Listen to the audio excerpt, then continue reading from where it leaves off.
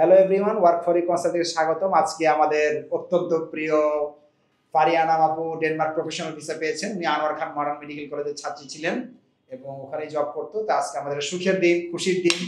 সেই উপলক্ষে আপুকে একটা মিষ্টি খাওয়াই দিতেছি আমরা। আপু এবং ভাইয়া দুজনে অনেক পরিশ্রম করছে এই ভিসাটার ব্যাপারে। সো ইনশাআল্লাহ আমরা দুজনেই ভিসা পেয়েছি আজকে। আমাদের ওয়ার্ক ফর ইউর পক্ষ থেকে ওনাদেরকে অবশ্যই স্বাগতম। আর আপু যদি আমাদের উদ্দেশ্যে কিছু বলতেন যে এই জার্নিটা কেমন ছিল। প্রথমত আপনাকে অনেক অনেক ধন্যবাদ ভাইয়া, থ্যাংক ইউ সো মাচ এই লং টায়ারিং জার্নিটা আমাদেরকে হেল্প করার জন্য।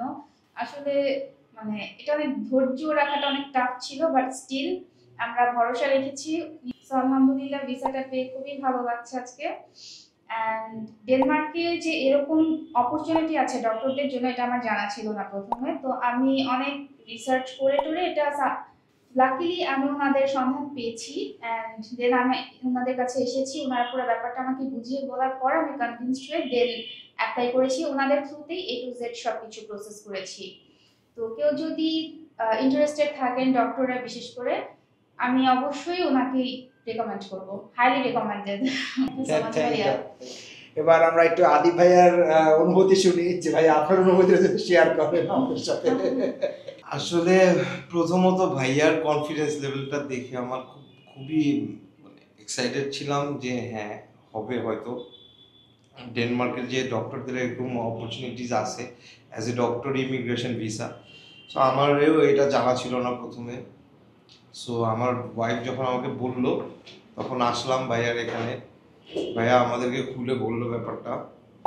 অ্যাজ এ স্পাউস আমিও যে ভিসা পাবো, ফুল টাইম ওয়ার্ক পারমিট পাবো একই সাথে, এটাও ছিল না। শুনলাম, জানলাম, এরপর তো অ্যাপ্লাই করলাম। ধৈর্য ধরাটাই কঠিন ছিল। এখন তো আলহামদুলিল্লাহ ভিসা পেয়েছি ইনশাল্লাহ। আপু মোটামুটি কয় মাস লাগলো আমাদের ভিসা পেতে? আমাদের টোটাল আমার টাইম স্পেন্ড প্রায় 7 মাস। 7 মাস, 7 মান্থস টাইম। অ্যাপ্লাই করার শুরু থেকে ভিসা পাওয়া পর্যন্ত 7 মাসের মধ্যে আলহামদুলিল্লাহ পেয়ে গিয়েছি ভিসাটা। এবং ইনশাআল্লাহ আপনারা দুইজনেই তো ওয়ার্ক পারমিট পাইছেন, তাই না? Full time work permit. Student ভিসার সাথে এটার বেসিক যেটা ডিফারেন্স সেটা হচ্ছে স্টুডেন্ট ভিসাটা রেস্ট্রিকশন থাকে যে এত ঘন্টা বেশি কাজ করতে পারবে না।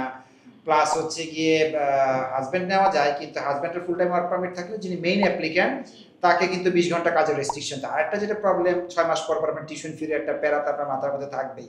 আর আপনি স্টুডেন্ট ভিসা 2 বছর বেশি ভিসা দিবেন, আর ভিসাটা আপনার 3 বছরে একসাথে পেয়েছেন, রাইট?